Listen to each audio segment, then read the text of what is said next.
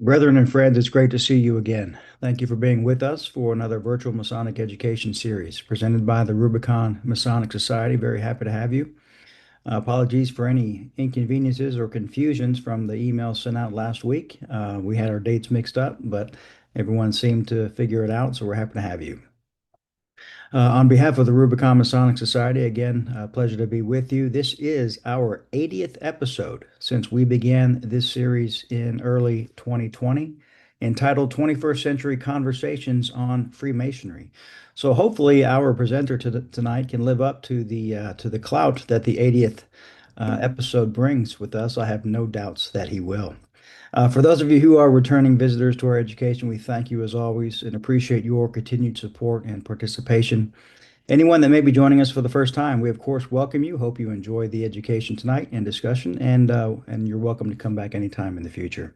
For anyone watching this video online after it's being recorded, please consider subscribing to our YouTube channel so you never miss a monthly episode of our Masonic education. And if you ever have an interest in joining a live presentation, if you are a Mason, please RSVP at rubiconmasonicSociety.com/RSVP.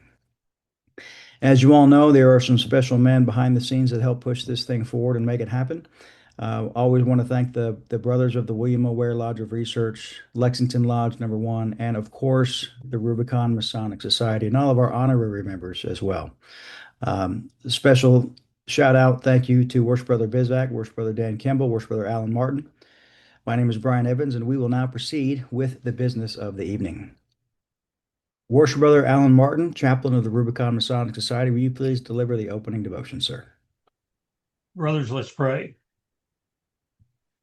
Grand Architect of the universe, creator of all things, we lift up our hearts and minds to you and ask for your blessing as we gather this evening to continue our exploration of Freemasonry. We pray that you will unite our hearts and minds in common purpose, guiding us with your divine wisdom as we labor to improve our lives through Masonry. We pray that you will bless our presenter this evening and our conversation so that we may be productive in our undertaking. These things we pray in your holy name. Amen. So mote it be. Brothers, our virtual Masonic education aims to help us to become better men, always devoted to our family, our faith, our country. May we all come together tonight to learn, to subdue our passions, to discipline our minds, and to improve ourselves through the tools of Freemasonry. Any opinions expressed during this education will be those of the presenter or participant, do not necessarily reflect the views of any lodge or Grand Lodge or the Rubicon Masonic Society. By participating with us, you consent to our guidelines, and our full disclaimer can be found at rubiconmasonicsociety.com/disclaimer.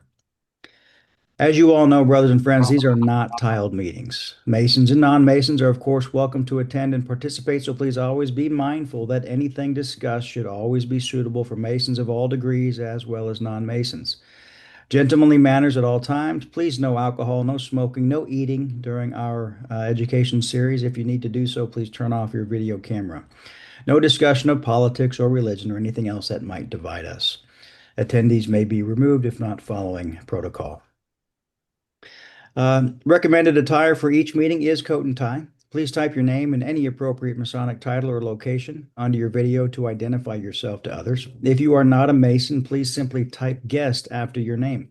Please enable your video camera if dressed appropriately so we can see you. Please reduce any background noise and keep your microphone muted when not speaking. Turn off all other computer programs. And finally, please be patient, of course, should any technical difficulties occur. Tonight's presenter really deserves no introduction, but we'll give him a great one anyway, I'm certain. Worship Brother Bizak, will you please do the honors of introducing our special guest, presenter, and friend tonight? Be glad to. Thank you. When asked who shaped Freemasonry more than most men in Kentucky, Henry Clay's name is often given as the answer. However, Clay's contributions were historical in nature, but largely because of his renown as an orator, and for the almost 33 years he served in the House of Representatives and Senate. But there were other men who made Masonry and shaped Masonry more than Henry Clay and many others. Henry Pirtle is one of those men. Pirtle left Freemasonry, and especially Kentucky Freemasonry, better than he found it. And for that, his contribution should be better known, especially among Kentucky Masons. Dan Kemble is an attorney and past master of William Ware Lodge of Research here in Kentucky. He served the Grand Lodge in several appointed positions. He's the recorder for Rubicon, and the author of several books, dozens of papers and essays, as well as initiating and participating in a number of major Masonic research projects. And as you know, he speaks frequently at symposiums and conferences around the nation. The presentation this evening brings Henry Pirtle to the forefront. And if there's ever a biography published of Pirtle, Dan would be most likely the author. So join me tonight and welcome Worshipful Brother Kemble. Dan, the floor is yours. Worshipful Brother John, thank you for the kind introduction. Worshipful Brother Brian, thank you as always for hosting our assemblies here. And brothers, friends, good evening. So tonight's presentation, from my perspective, represents a second chance. Now, last month, Worshipful Brother Bizak and I gave a joint presentation that focused on a book that we published in 2025 titled Men of Good Timber. And that particular book is an anthology of essays that Worshipful Brother Bizak either wrote or co-wrote. In preparing for last month's webcast, I reviewed some of the articles that I contributed to Men of Good Timber. And one such article was Henry Pirtle, Kentucky's Forgotten Favorite Son. As I reviewed that particular article, it occurred to me that while I had done an adequate job relating Worshipful Brother Pirtle's achievements with respect to the administrative, mechanical, and ritualistic aspects of Freemasonry, I had failed to emphasize the aspect of Freemasonry which truly separates him and causes him to be best identified as a Masonic unicorn, a figure of mythological proportions. You see, in addition to Worshipful Brother Pirtle's mastery of the aforementioned elements of Freemasonry, Worshipful Brother Pirtle also demonstrated an outstanding grasp of the spiritual and philosophical truths that comprise Freemasonry. In a 12-year period, from roughly 1908 through 1920, Henry Pirtle served as master of his lodge in Louisville. He was the editor of the Masonic Home Journal. That's Kentucky's now it's monthly Masonic newspaper. At the time that Pirtle was the editor, it was a bi-monthly Masonic newspaper. He authored a version of the Grand Lodge of Kentucky's Book of Constitutions, and he authored and arranged the ritual guide for which he is best known, Pirtle's Kentucky Monitor. And at that point, Henry Pirtle, Kentucky Masonry's boy wonder, disappeared from the stage, and his Masonic activity dwindled to that of merely being a dues-paying member and offering no further notable contributions to Freemasonry. But that changed dramatically in 1950, 30 years later, with the publication of The Lost Word of Freemasonry, a book that, especially in the world of contemporary Masonic literature, should be much better known than it is. A masterpiece of esoterica, The Lost Word takes the reader on a journey through symbolism, comparative religion, astronomy, anthropology, and all the while considering the Mason's ultimate goal, the search for that which was lost, the meaning of the lost word, set against the backdrop of a quest. If nothing else, the publication of the lost word illustrates the extent to which Freemasonry held such a strong grip on Henry Pirtle. Effectively inactive for 30 years, Pirtle burst back onto the scene in Freemasonry with what is arguably among the best and most thoughtful treatises ever produced by a Masonic writer.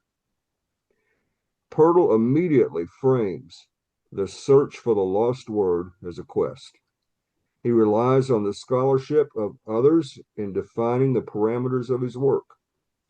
From H.L. Haywood, he draws this: It, the search for the lost word, is the embodiment of one of those ideas so high and so deep that they contain whole systems of philosophy and theology within them. Now, brothers, we could spend the rest of the evening plumbing the depths of Haywood's comments, but from there, Pirtle moved to Carl Claudy and gave us this piece of wisdom. For that which was lost is not for one brother to give to another, but for each to discover for himself, if he can.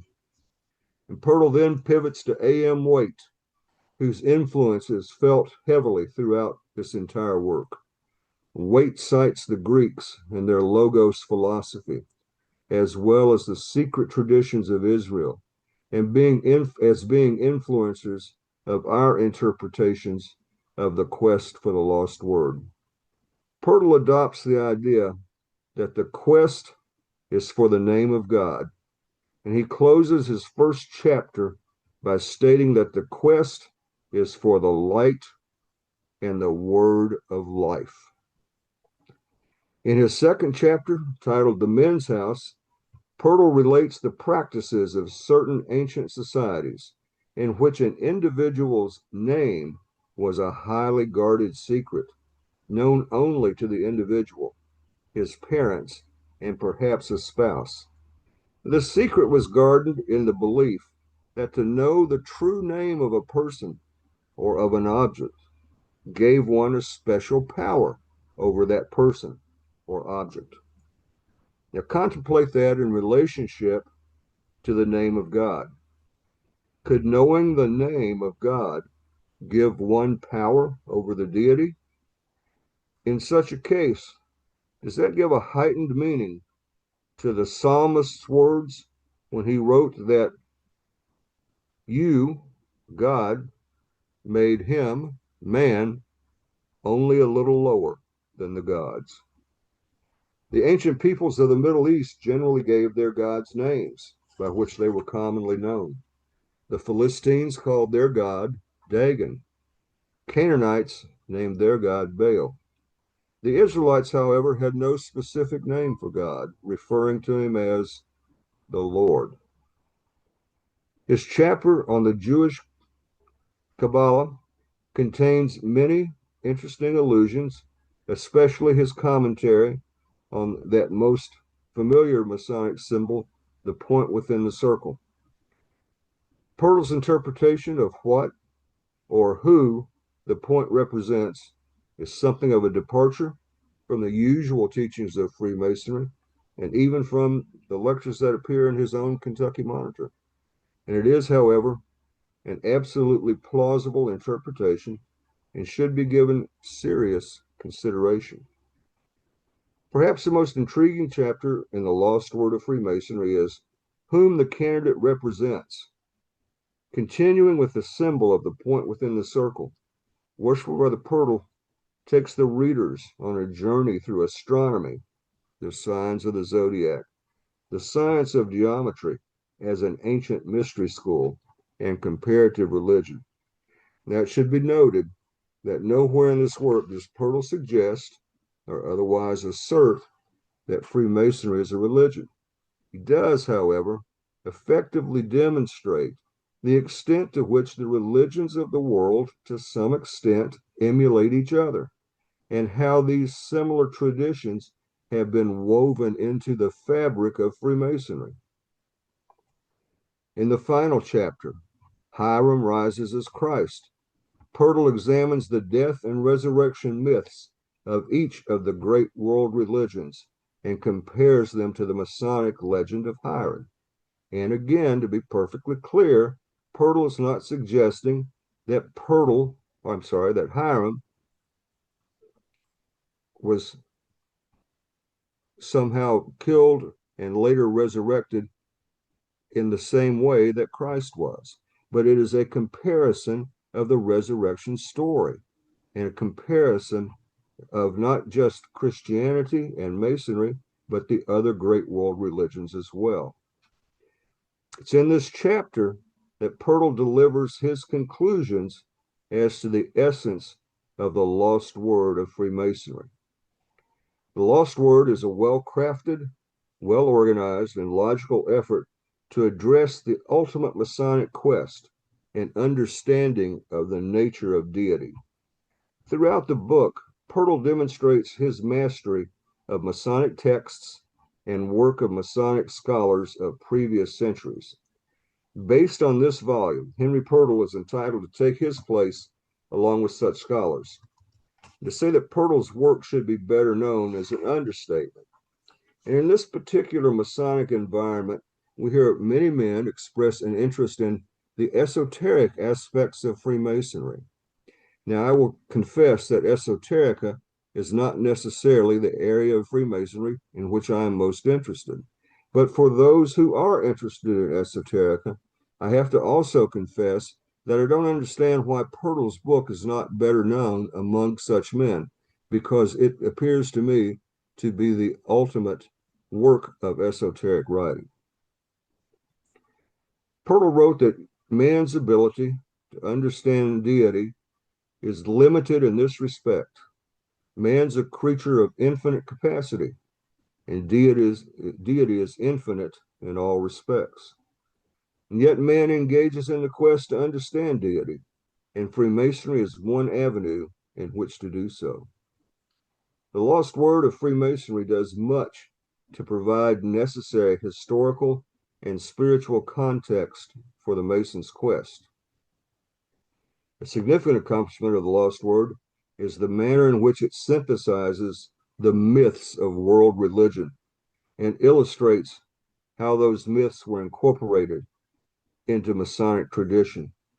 And it tells us the extent to which the various world religions have borrowed from each other, and also the extent to which Freemasonry has borrowed from those traditions. Through the explanation of many Masonic symbols, it becomes clear that the Mason's quest is identical to mankind's ancient quest for understanding the Creator and man's place within the creation. The lost word of Freemasonry is for the contemplative Freemason who's willing to invest the time and mental energy needed to process Pirtle's persuasive arguments, certainly worth the time. For those who are willing to examine Pirtle's work, Masonic Light can be found within its pages. Now, the lost word of Freemasonry is long out of print. I know of only about 5 or 6 copies, original copies, for which I can account at this time. I don't know how many copies he actually produced when he published the book, but only a handful can be found of the originals. Like Henry Pirtle, the book is something of a unicorn. If you can find one, don't let it get away. Now, reprints are available, but be careful. If you decide to order a reprint, be sure it's a complete copy. Several years ago, one company offered reprints, but only on an individual chapter basis. So you might think you were ordering an entire reprint of the book and end up getting only one of the chapters. Kessinger reprints are the most likely to provide you with a complete reprint of the book, and they are available from online booksellers. The Lost Word of Freemasonry is 191 pages, plus a bibliography and an index. As you can see, it's a relatively brief work, but don't be fooled by its relative brevity. It's neither a quick read nor an easy read. The questions that it raises lead to long periods of thoughtful contemplation. When weighing all of Henry Pirtle's accomplishments and gaining an appreciation for the depth and breadth of all that he contributed to Freemasonry, it's impossible to conclude that he was anything other than a Masonic unicorn, a rare creature of myth. Worshipful Brother Brian, that concludes my remarks about the lost word of Freemasonry, but I would be happy to entertain questions about it or participate in any sort of discussion that men might have with respect to that. Great. Thank you, Worship Brother Kemble. Appreciate it very much. I'll start with some questions and hopefully we'll get some other brothers to chime in here. You're welcome to do so by raising that virtual hand of yours somewhere. There's a button that raises a hand. Otherwise, feel free to chime in or we'll just call on you. Right, David? All right. This is a very broad question, but I'm just curious, how would you compare Pirtle's writing to other authors like Newton these days? Well, Pirtle, I'm only going to compare it in terms of the lost word. Okay. I mean, there are really two things to look at when you talk about Pirtle. One is the Kentucky Monitor, and that is just a ritual guide, although a very good one. And then there is the lost word.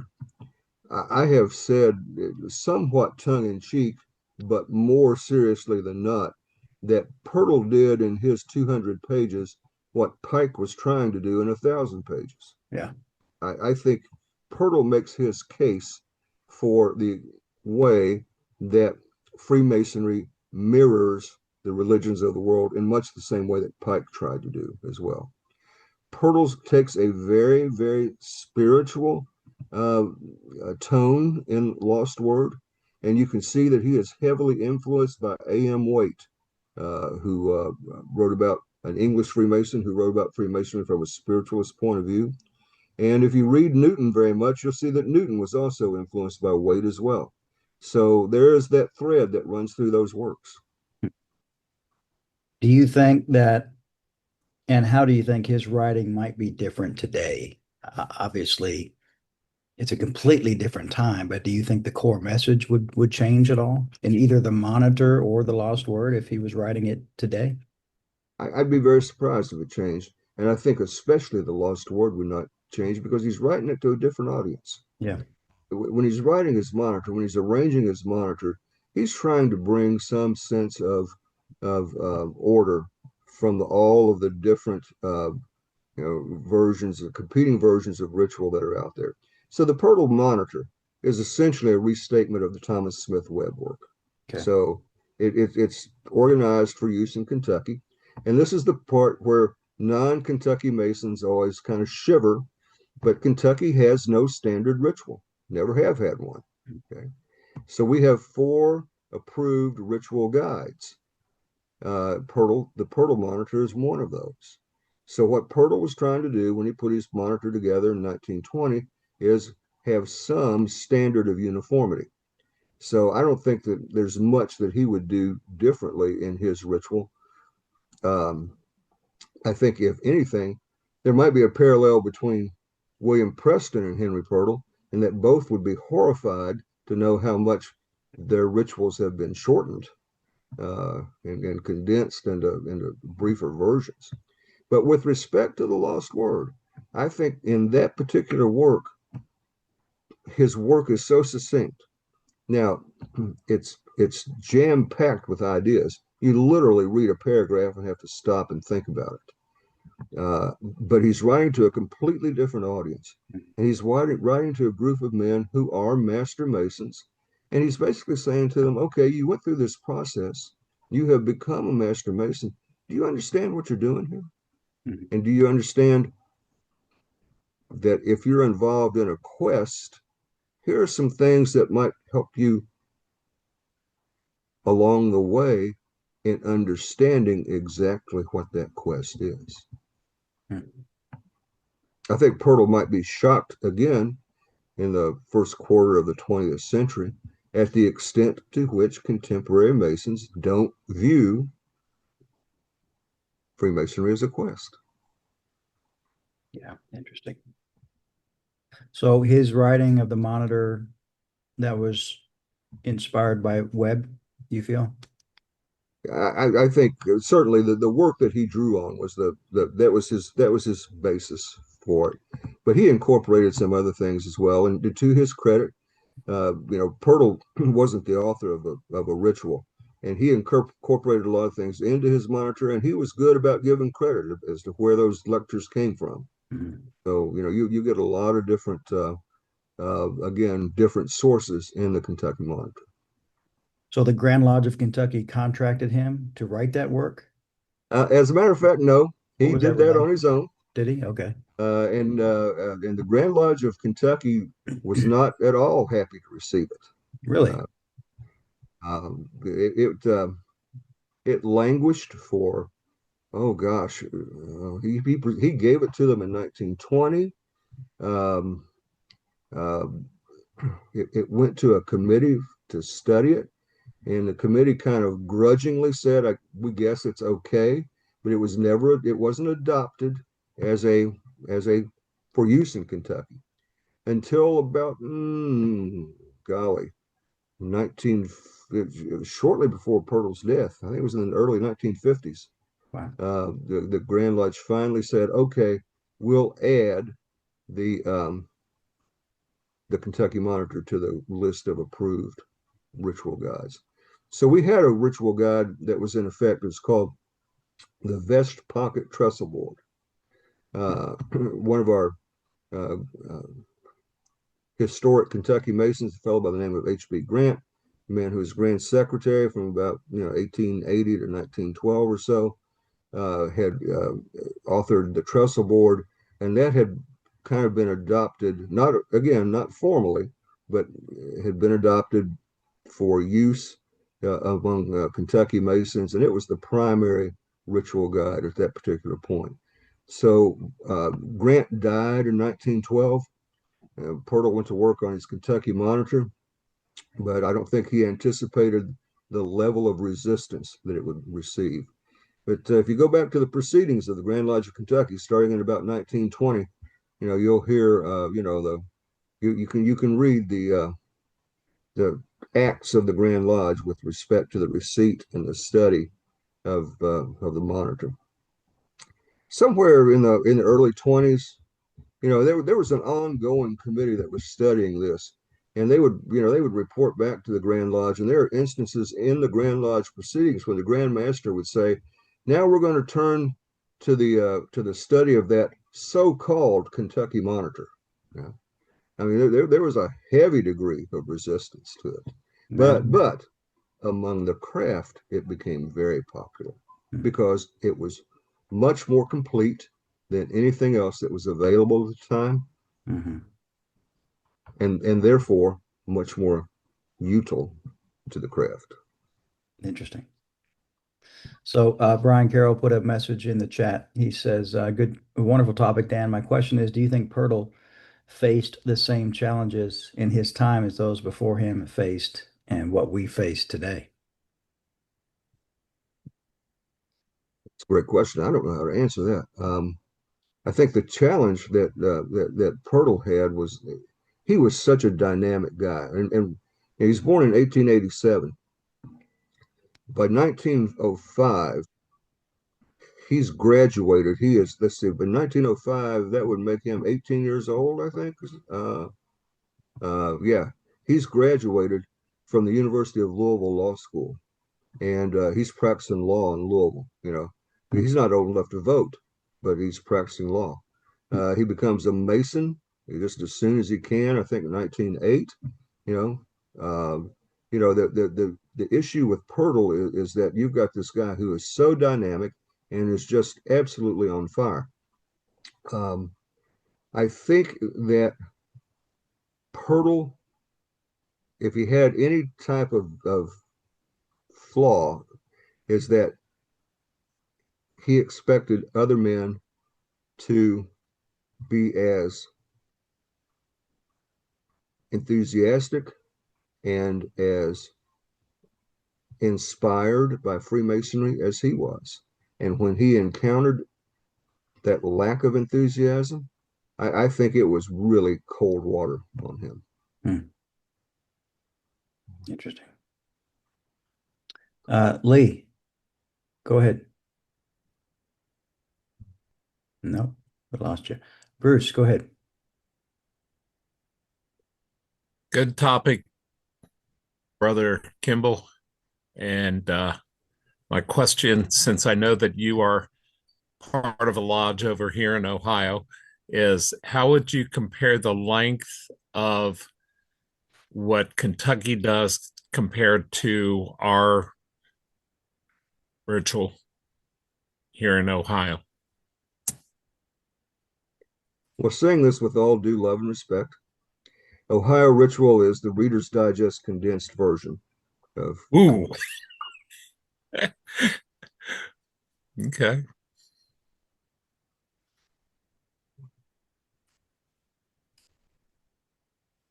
Do you know if his monitor inspired works of future Masons of his time? I don't know of any other monitors. I don't know that he inspired anybody else to try to go out and write a monitor. I don't know of anybody who came in later to edit Yeah. versions of his monitor. And what did you say it was before that? There was the pocket trestle board. Yeah, the trestle board. Interesting. Now, since we finally adopted the Pirtle monitor as a ritual guide, Kentucky has two other ritual guides as well. We kept the vest pocket trestle board, and we added Pirtle to it. Now we have two books that are essentially the same. One is called the KYRTL, and the other one is called the Kentucky Ritual. The Kentucky Ritual, when it was compiled, one of our Grand Masters was, I think, around the early, golly, maybe I can't recall when that book came out. Actually, I think they started working on it in the 1970s and published it sometime in the 1950s. But it allegedly contains as close to the original work that Kentucky received from Virginia as can be verified. So that's the Kentucky Ritual. And then there's the KYRTL, which is exactly the same thing, except it's in code form instead of just written out. Okay. Uh, How many total rituals does four. four Go ahead. four in Kentucky? Yeah. Yep. Okay. Yeah, Brother Lasik asked of the four which does Lexington Lodge use. I, from my understanding, I haven't even seen the other three. I've heard them a few times, but we kind of have adapted our own to a degree, I believe. John, do you want to chime in on that question? Well, Pirtle's is pretty close to Virginia as well. I think there's some debate over that. Lexington's used it since the 60s, perhaps even the late 50s. So it is Pirtle's monitor that we teach. We teach the tracing board from it. Right. So they use John Shear's tracing boards, and that's what we have hanging in the lodge room and use for our classes. I have a question for Dan. Sure. You refer in that excellent paper you wrote about Pirtle that the home journal, when he was editor, was remarkable. What made it more remarkable than the other previous editors or editors since? That's an interesting question, and it's an interesting story. Before I address that, I am going to just back up just for a second and just remind again our non-Kentucky listeners, Kentucky still does not have a standard ritual. Okay, so we have four monitorial guides, but there's no rule that you've got to use one of those guides. So depending on where you are in the Commonwealth of Kentucky, you might hear any kind of ritual. In Northern Kentucky, you'll hear lodges that have woven some Ohio ritual into their proceedings. You get down into the southern parts of the state, you'll hear Tennessee ritual. And in Eastern Kentucky, you may hear West Virginia or Virginia. So, again, we do not have a standard ritual. And unlike Bruce, unlike Ohio, because we don't have a standard ritual, we don't have inspections. So we don't have somebody coming around every year to grade us on how we're doing with respect to ritual. And so it's a completely different experience. It gets to be a little bit chaotic at times when you hear different lodges that use different rituals or have different ritual flavors, try to do work together. And sometimes it's a free-for-all on occasion. But John, to your question, Pirtle became the editor of the home journal, of the Masonic Home Journal, on the heels of a controversy. There was an editor of the Masonic Home Journal who got into a argument with the Grand Master as to who would control the content of the Home Journal. Well, arguments with Grand Masters generally end one way, and it usually is in favor of the Grand Master. So the sitting editor of the Home Journal resigned his position, and the Grand Master offered it to Pirtle, who accepted it. But I think Pirtle would have had to at least ask for some leeway with the content of the Home Journal, because it immediately took on a different tone. And if anything, it foreshadowed a little bit of what appeared 50 years later in the Lost Word. Pirtle began to publish articles about how ancient religions had influenced Freemasonry. Now, he had all the regular, lodge news, and, so-and-so visited this lodge, and, this lodge raised 3 candidates. All of that continued to be in there. But he incorporated far more scholarly Masonic articles than anyone, certainly before him. And there's nothing remotely like that appears in the Home Journal now.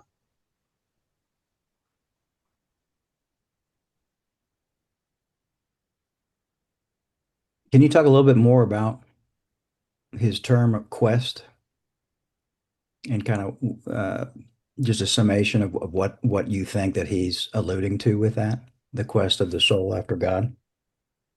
I'll talk a little bit more about it, but I'm not going to tell you what he said the quest was, because if you want to know that, you have to read the book. But he frames this whole thing inside this idea of we at the time we are raised as Freemasons, we have begun a quest. We're looking for something. And that specific something is we're looking for a definition, something that defines our path to a closer relationship with the Creator. And if you take that as your starting place, then it makes sense that he takes you through all these ancient religions and says, here's how the Egyptians did it. Here's what the Greeks did. And oh, by the way, when we say this in Masonry, we borrowed that from the ancient Egyptian religions. And when we say why in Masonry, we borrowed that. And we haven't exclusively borrowed from the Egyptians and the Greeks. We borrowed from Christianity. We borrowed from Judaism. We've borrowed from all of the major world religions. But what Pirtle is showing us is that if we're looking for this, you have to look with your eyes open. And places that you may not necessarily think will be a place where you can find a clue as to what your quest is about may be exactly the opposite. And it may be a place from which you can draw inspiration. That's why I think this particular book, for men who think of themselves as esotericists, I mean, I would think this book would be very, very popular among that group of men. Yeah. Because it is absolutely about that which is hidden. And it's not only about that which is hidden, but it gives you plenty of clues as to where to look and what you're looking for. Yeah. I agree. It's a very good book. I think you introduced it to me a few years ago, actually. And it's not one that you just sit down and casually thumb through. Mm-hmm.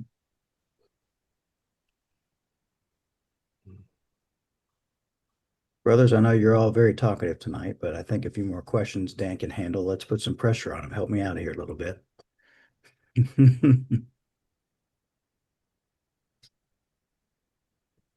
Worshipful Brother Brian, I've got a question for Dan about the lost word. Mhm. And Worshipful Brother Dan, and I'm grateful that you gave this presentation tonight because I have read the lost word. And I'm sitting here looking at a reproduction copy that I have, and I have one of the original copies. Thank to you, sir. But the reproduction has got more highlights and more annotated notes on every page of the book. Literally, when you sit down and read Pirtle's Lost Word, you got to come with your best thinking cap on. And you are correct when you said that you'll read a paragraph and you stop and you'll think about that paragraph for a considerable amount of time before you move on. And you'll point back to different paragraphs within in the book. The question I have for you, and it's one of the chapters out of the book that resonated the most with me, and it's just about the midway point of the book, the great logos in the beginning. Um, what are your thoughts about the quest and where he placed that particular chapter? You know, he's back to Waite when he writes that chapter, because Waite delves into the logos philosophy of the Greeks. But I don't know how any Mason, from the time that we begin to contemplate the lost word, I don't know how any Mason can start any place other than John 1:1. In the beginning was the Word, and the Word was with God, and the Word was God. I mean, and I think that is essentially where Pirtle is taking us in this particular journey, and that is, we start with the logos, because that's the beginning. In the beginning was the Word. Now, worshipful brother Alan, as the master of your mother lodge, Robert M. Circle Lodge in Lexington, you led a book club through the study of the Lost Word of Freemasonry. How was that book received by your lodge? Uh, Everyone that attended it liked it. They thought it was a lift for them mentally in a lot of regards because you had to stop and think about what you were reading and the concepts in which Pirtle was presenting the quest that he was taking the reader on. But everyone liked it. So much so, including myself, is we knew and we know that we're going to have to go back and reread it probably multiple times before we get the complete understanding of what Pirtle was conveying in his writing. So, what was your primary takeaway? My primary takeaway was that um, that in our quest for a closer, more meaningful relationship to our Creator is a lifelong quest to to uh, to arrive where we want to be. We can define it, and we can have a feeling or a knowledge about where we want to be, but it's the quest that is the most meaningful to us in our life as we move towards the the three segments of life in which we are taught as Masons that we live. So it it was an uplifting book. It was one that that showed me that I have a lot more learning to do as far as one understanding the esoteric nature of certain writings. But this book was left me feeling refreshed in the quest that I have and the journey that I have as a Freemason. I suggest also that the publication of this book, in the publication of that book, Pirtle was sharing with us his quest. I think these are his notes from his own personal quest as well. And I mentioned this, in the presentation, but I'll repeat it. You have to bear in mind, in 1920, Henry Pirtle left Kentucky, he moved to Cleveland. He was a banker and a lawyer, and he took over as one of the vice presidents of corporate trust for Cleveland Trust Company. And he affiliated with a lodge in Cleveland, but I can't find any evidence that he ever served as an officer. He never stopped being a Mason, but he certainly wasn't active the way he was in the previous decade in Kentucky. But yet he couldn't leave Freemasonry alone. Something was going on, something was pulling at him. And over that 30-year period of time, I suspect that this book, The Lost Word of Freemasonry, is his own journal of his quest that he published for us. Yeah, great perspective. Dan, not to put you on the spot, but you've been in Freemasonry for over 50 years, correct? 48. 48. Okay, so almost 50. Well, how has your quest been from the beginning, in the middle till now? I mean, just out of curiosity, could you share a little bit about your journey through Freemasonry? Well, it's probably 2 or 3 different quests. I joined Freemasonry when I was 21, and I joined because of the influence of men in my family who were Freemasons. I did not find the Freemasonry that I joined to be an intellectual or spiritual quest, nor was I looking for one at that particular time. But after about 10 or 15 years of attending meetings and hearing minutes read and bills paid, it occurred to me that this organization wouldn't have lasted 300 years unless there was something more to it than that. And it was at that point in time that I began to search for more depth in my Masonic experience. And it's through the association with men like those who are represented here this evening that I have been able to find that level of depth. So one of the things that Pirtle never says this, but one of the things that I would add to his work is that the quest doesn't necessarily have to be a lonely one or a solitary one. Now, Pirtle quotes Claudy, and he says, one brother can't tell another brother what the meaning of the lost word is. You got to find that out for yourself. And I agree with that. I think Claudia got that right. But it's so much easier to learn it in the company of other men who are also engaged in their own quest. Yeah, I agree 100%. What advice would you give to young Masons or prospective Masons these days with your knowledge, what you know?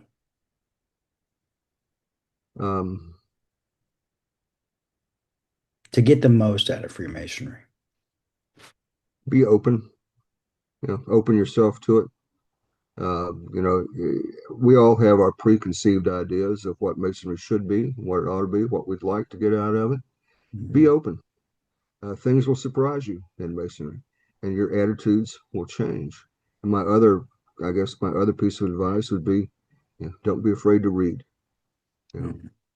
Reading will take you in different directions, expose you to different ideas, and it's the exposure to those ideas that helps us test and try our preconceived ideas, what we think we already know.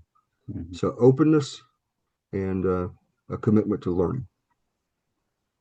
Are there any books that come to the top of your mind that should be in the top 5 or 10? The McBride book, Speculative Masonry, should be handed everybody that walks into a Masonic lodge. Robert Davis is In Search of Light.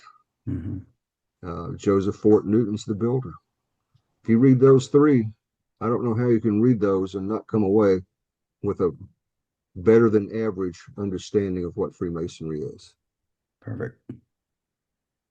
No, that's great. Brethren, what other questions do we have for Worship Brother Dan Kemble tonight?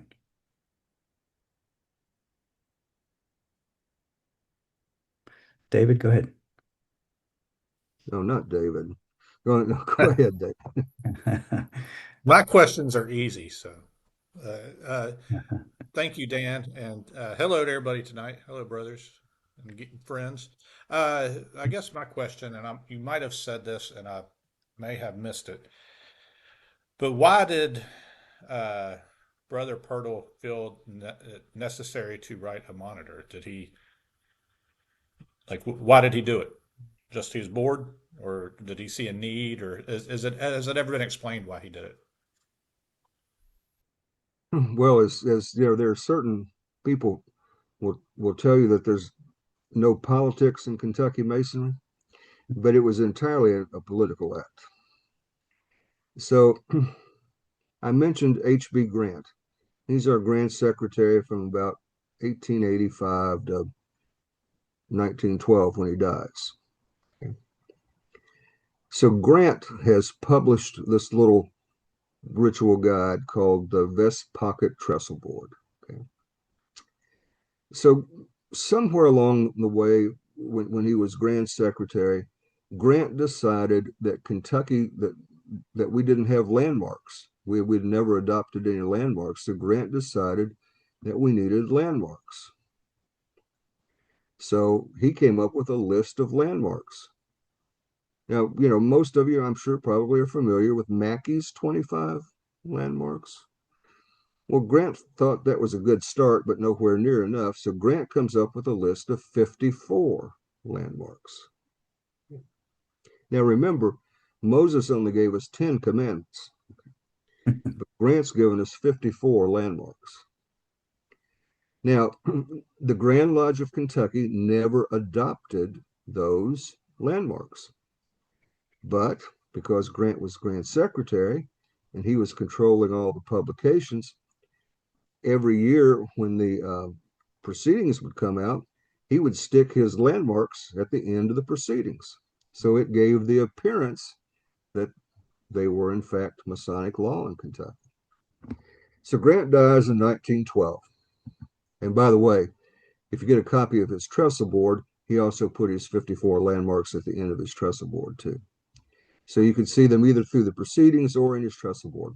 So he dies in 1912, and the Grand Master at that time comes to Pirtle, and he says, I want you to write a new version of the Constitution and get those landmarks out of there.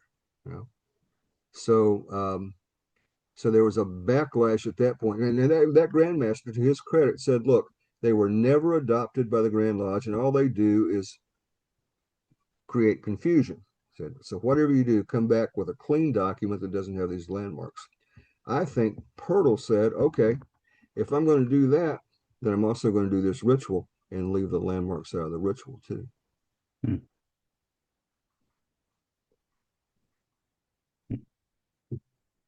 So there was contention there.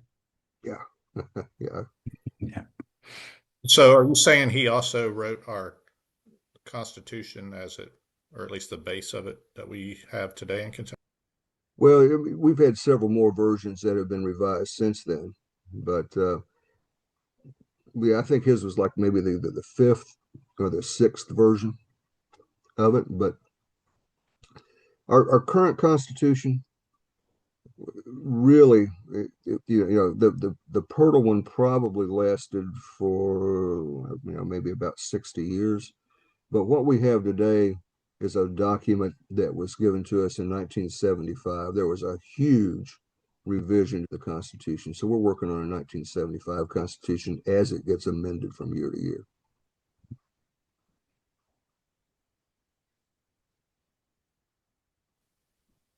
Thank you. Sure. Brothers, I'm putting in two articles, two papers written by Worst Brother Kemble into the chat. One is what is it that we're passing on, and the other one is Henry Pirtle, Kentucky's Forgotten Favorite Son. Great papers. I recommend checking them out. They're in the chat.